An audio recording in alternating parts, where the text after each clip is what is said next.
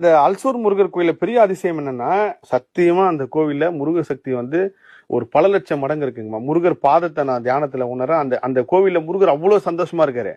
இது எனக்கு தெரியும். அவங்க பேரை என்ன சொல்றாங்க, அல்சூர் சுப்பிரமணிய சுவாமி கோயில்னு தான் சொல்றாரு. நானும் அதுதான் பேர் நினைச்சிருக்கும் போது இந்த இவ்வளவு சந்தோஷமா இருக்கு. முருகர் அங்க மிகப்பெரிய முருக சக்தி இருக்கு. நீங்க பெங்களூர் மக்கள் வந்து ஒரு தடவை அந்த முருகனை போய் பாத்துருங்க. ஒரு தடவை நீங்க கேட்கறப்பெல்லாம் அந்த முருகர் கொடுத்துக்கிட்டே இருப்பாரு. ஏன்னா அங்க முருகர் மகிழ்ச்சியா இருக்காரு, சந்தோஷமா இருக்காரு.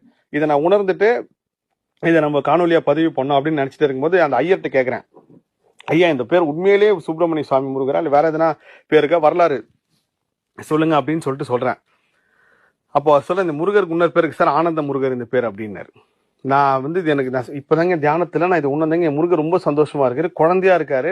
முருகர் நடமாட்டம் இங்க இருக்குங்கயா. முருக சக்தியோட அபரிவிதமான நடமாட்டம் எங்க இருக்குன்னு. ஆமாங்க சார், இந்த கோயில் உருவாச்சு வரலாறு சொல்லுங்கன்ற. ஏன்னா பாருங்க, அங்க பெங்களூர்ல இருக்கிற மக்களுக்கே தெரியல அந்த அல்சூர் முருகரோட வரலாறு என்னன்ட்டு. எக்ஸ்ட்ரீம் பவர்ல இருக்காரு. ஒரு